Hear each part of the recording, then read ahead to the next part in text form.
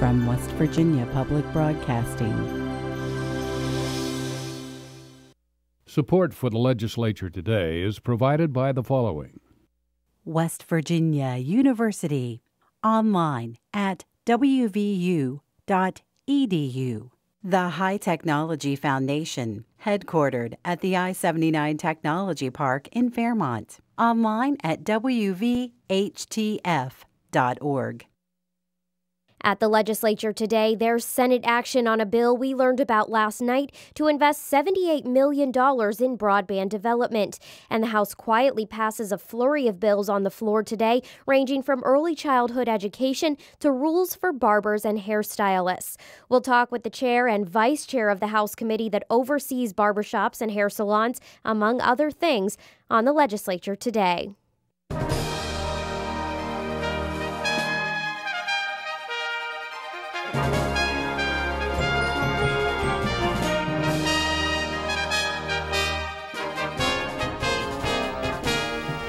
Good evening, I'm Ashton Mara. Senators removed a bill from the active calendar just before putting it up for a vote today. Senate Bill 266 was a supplemental bill introduced on behalf of the governor. It expires money from the state road fund to balance the budget. Senators moved the bill to the Rules Committee's calendar, essentially killing it and leaving a $12 million budget gap. The upper chamber did put 4 other bills to a vote, though, including one that sparked some intense discussion. Senators first unanimously approved Senate Bill 277, which allows the parents of a stillborn child to be issued a birth certificate. They also approved Senate Bill 286, which centralizes the process for medical exemptions from vaccines in the state's Bureau for Public Health. The bill also sets up an appeals process for parents who are denied an exemption. House Bill 2004 was up for a final vote. The bill inserts the state legislature into the process of creating a statewide plan to curb carbon emissions according to proposed federal rules. The Federal Environmental Protection Agency proposed the rules last summer, and the bill says when those rules are final, the State Department of Environmental Protection will create a compliance plan that will be approved by lawmakers before it is sent to the federal government. Senator Herb Snyder stood to oppose the bill, saying it could prevent West Virginia from entering into regional agreements with other states to comply with the final rules. Our plan could very well be and may likely be a regional plan with other states. The involvement of the legislature will make that regional plan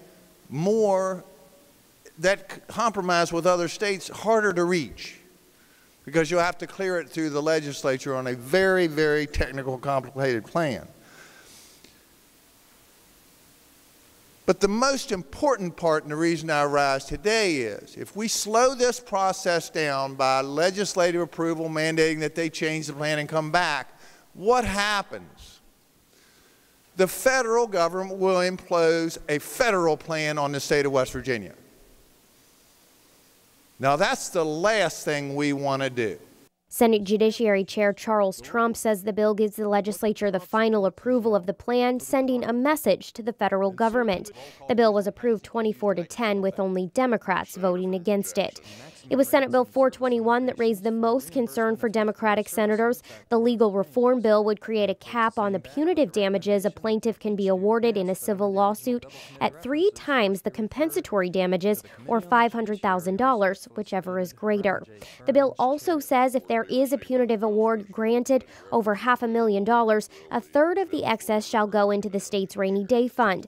Senator Palumbo says because of the requirement to send a third of the award to the state, the cap should be higher. The amendment that I've proposed would keep the cap at 3 times compensatory damages for the plaintiffs and would not allow the state to recover any of that until after the plaintiff gets their 3 times, and it would take it up to 5 times. The state would essentially not share in it from the beginning, but would get part of the money from 3 times to 5 times compensatory damages.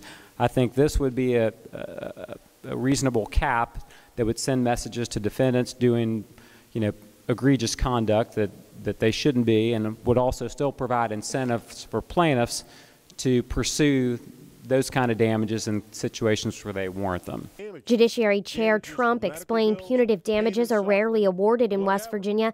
In the most basic sense, they're awarded in the most egregious cases, as Palumbo said, where the courts want to punish a defendant further and discourage others from taking similar action.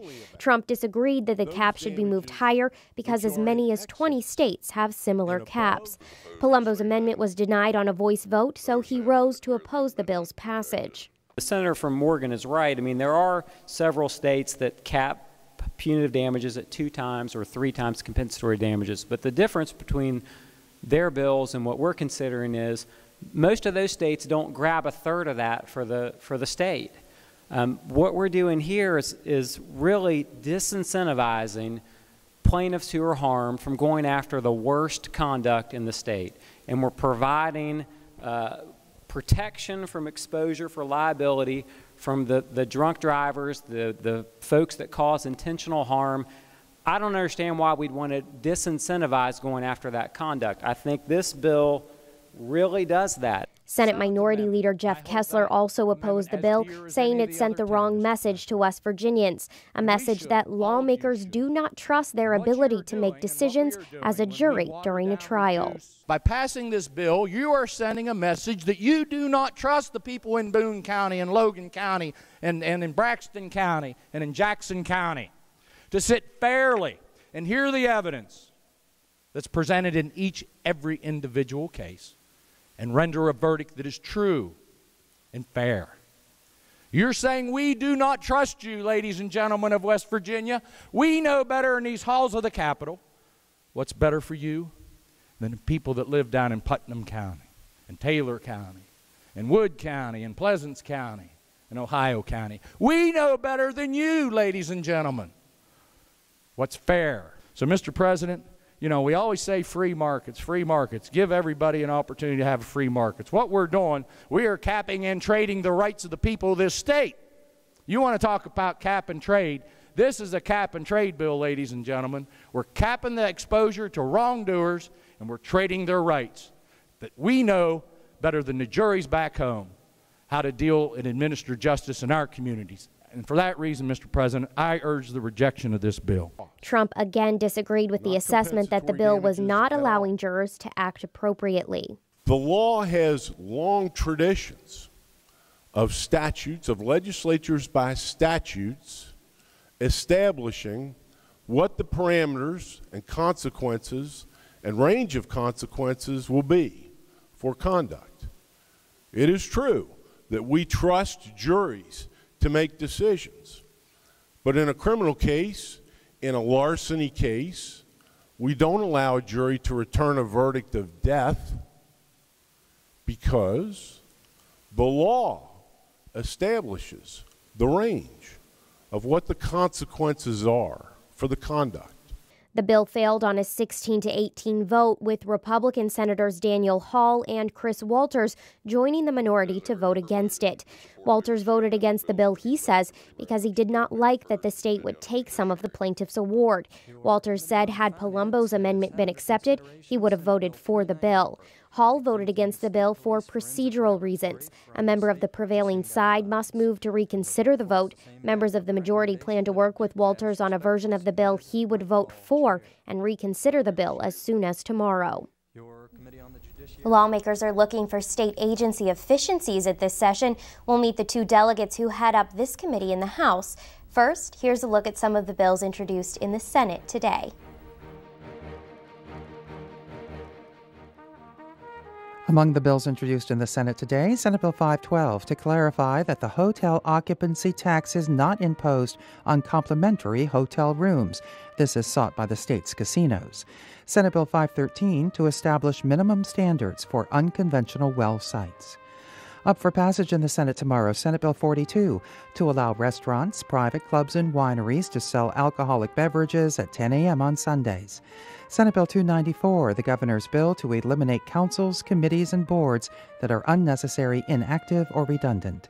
And Senate Bill 412 to establish a 2-year time limit for filing complaints with the Real Estate Commission for potential disciplinary action against a licensed real estate agent alleged to have engaged in unprofessional conduct.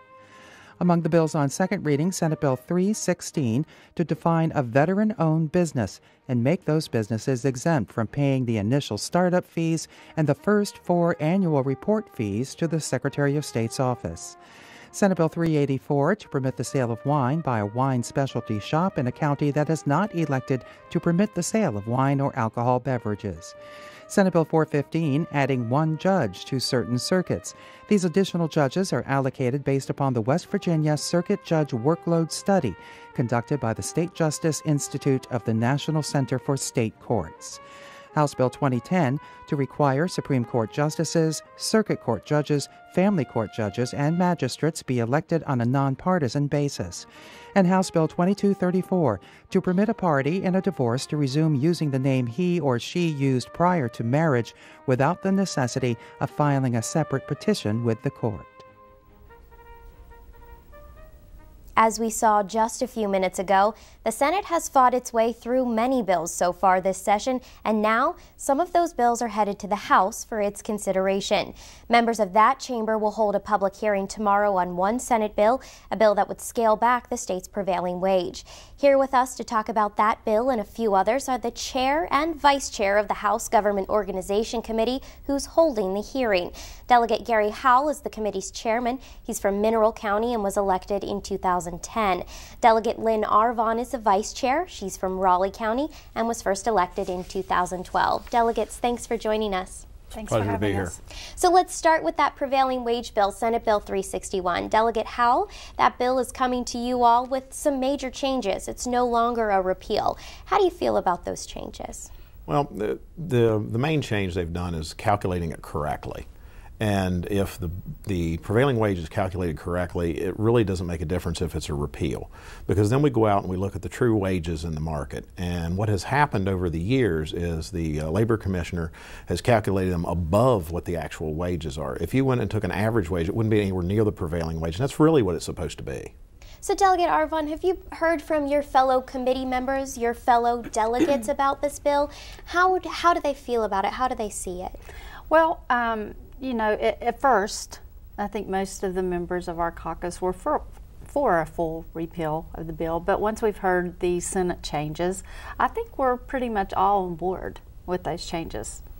Delegate Howell, we hear prevailing wage and we think this should go to the Labor Committee, this should go to the Judiciary Committee, should go to the Finance Committee. But in both the Senate and the House, they've chosen government organization. Why is that the appropriate place to talk about this bill? Well, in government organization, we do oversee the structure of government, and this is one of the pieces of the structure of government. It's the nuts and the bolts that we deal with on a daily basis. And it's with the Commissioner of Labor and us moving it from them to Workforce West Virginia, that's moving one of the nuts and bolts to where it really should be. Okay. So your committee will also take up a bill soon that's a subject of another public hearing that happened earlier this week, and that bill has to do with this controversy over county health boards controlling where people can't smoke in public places. Delegate, why is this bill an interest? Well, it's an interest because right now it's in the hands of the Department of Health, unelected officials, and so the debate is people would like to see the elected officials actually be held accountable for whatever the laws in those counties are versus unelected officials. So that's the debate, really, that we're having over the smoking issue. But there are also health concerns with it. I'm sure you all will hear about those as well. What are you expecting from the public hearing tomorrow, Delegate Howell? A mix of both, or people strongly who want to see this back in the county commissioner's hands? What we're seeing from the letters and some of the phone calls and emails that we're getting is there's very strong opinions in both ways. And people see it as a smoking issue, but the other people also see it as a government issue. They see that it is an unelected board, and they can hold nobody politically responsible. There's nobody they can throw out of office if they don't like what they've done.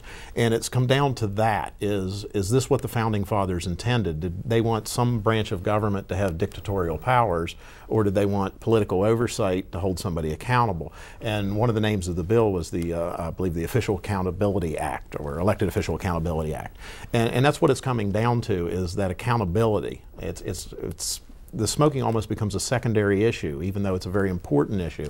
I myself don't smoke, don't think anybody should, but I can also see the question there. Do you take the rights of someone to hold someone elected accountable away? And that's what this has done. So we mentioned this earlier, but you all are looking for efficiencies in government. Leadership is looking for efficiencies in government. Does your committee do much of that, Delegate Howe, or has that been pushed to the Finance Committee? We oversee the audits when the Joint Committee on Government Organization meets the House and Senate. We receive the audits and the Performance Evaluation and Research Division reviews of the various agencies.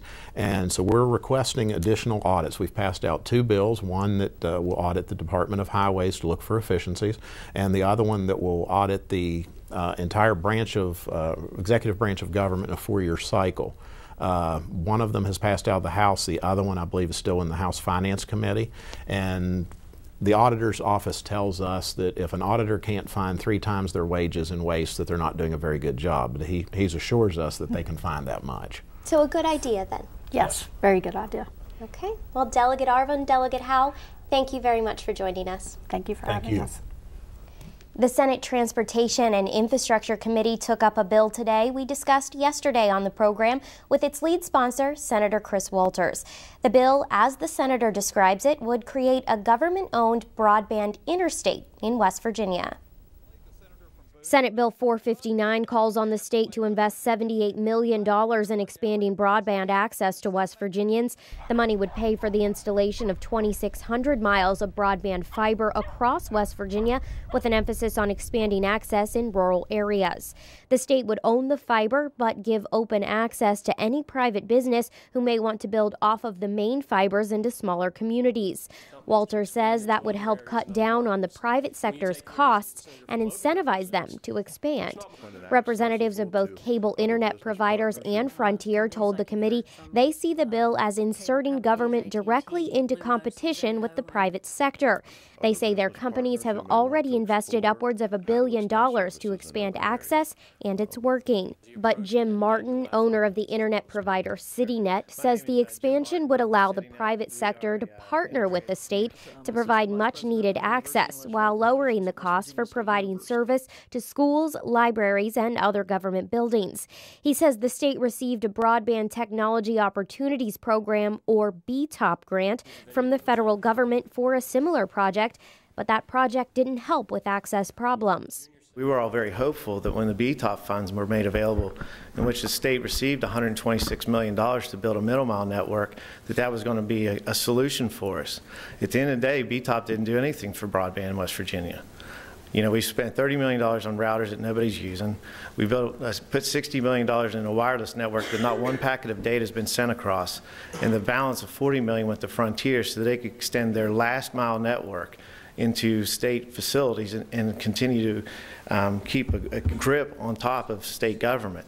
There was no middle mile built with that $126 million. So here we are today trying to find other ways in which we can find funds to build a network to get into our rural markets where our citizens are significantly challenged. Many members of the committee spoke in favor of the bill. It ultimately passed and now goes to the Senate Judiciary Committee for its consideration. News from today's House floor session in a moment.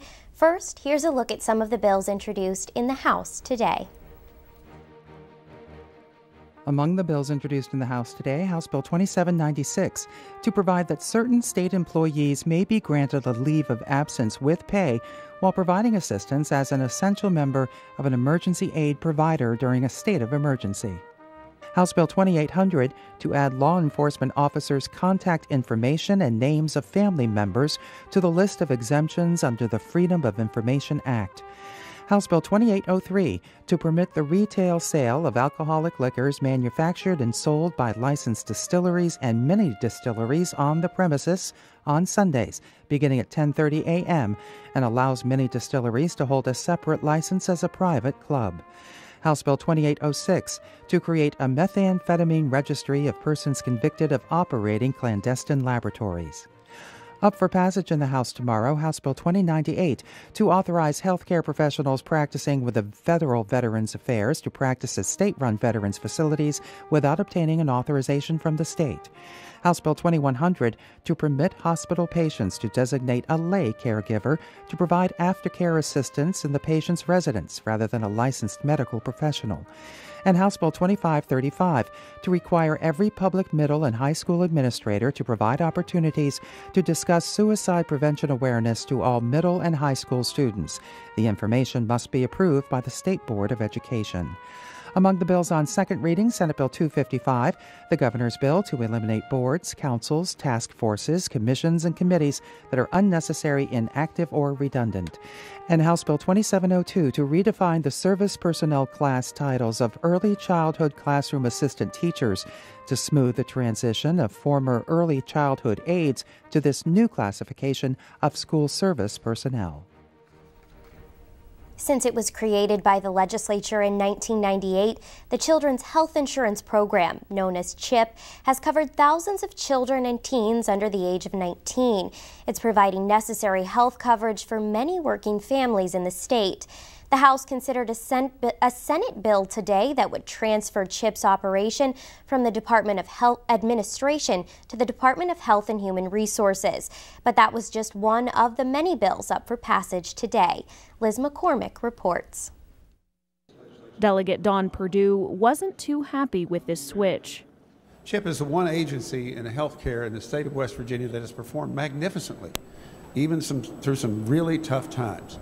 Now, I understand that the ACA will reduce, or ostensibly has reduced and will continue to reduce, the number of folks who will be eligible for that fund. My fear is, absent the Supreme Court deciding otherwise, that it could go down. And if it goes down, then CHIP's going to go back up. And it's going to be given to an agency that I don't believe is going to be prepared for that great influx. I think that it's premature to do this. I've always felt it's premature until we know exactly what's going to happen in terms of the ACA. So for that reason, I oppose this bill. Senate Bill 262 passed, however, 62 to 37.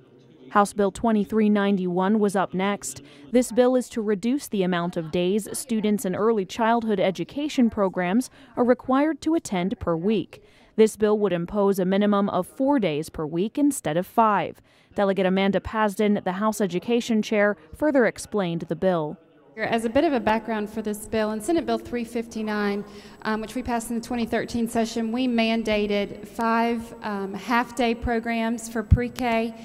In many of our counties, there are already existing 4 full-day programs. So what this bill does is allow flexibility in our counties where they're already meeting the minimum instructional time minutes. That doesn't force them to go add an additional day and add the additional cost of a bus route and educators and that kind of thing to their expenses. So this offers some flexibility.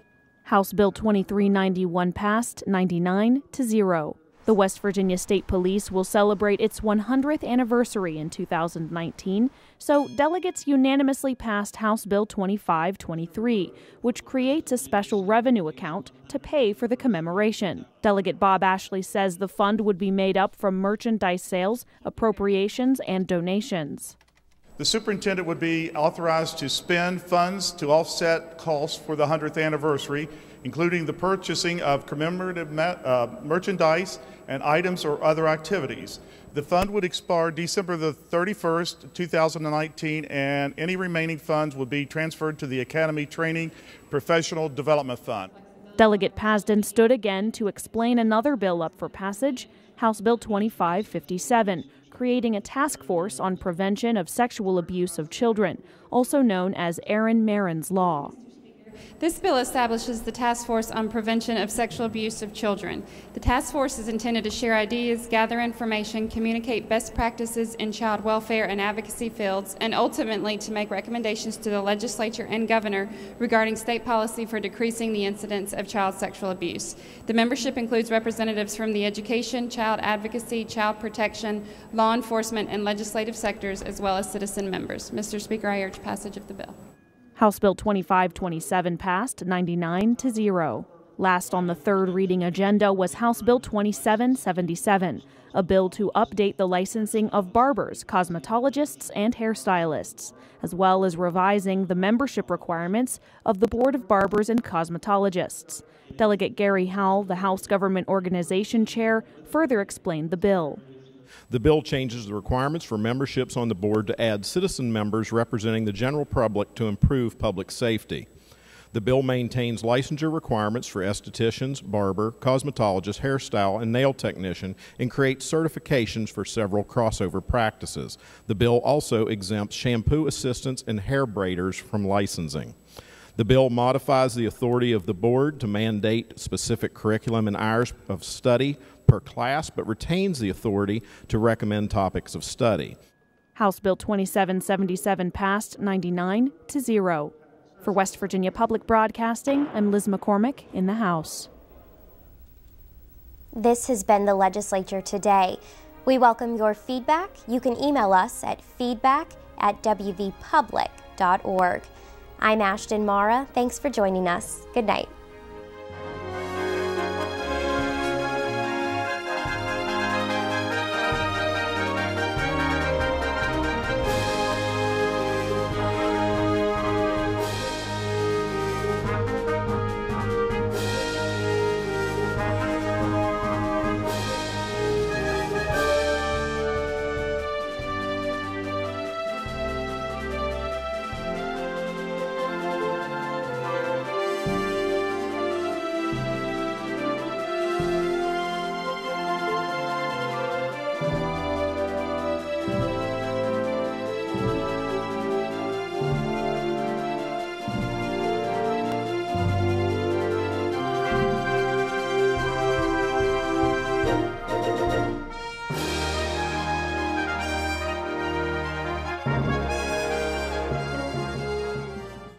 Support for the Legislature Today is provided by the following: West Virginia University, online at wvu.edu.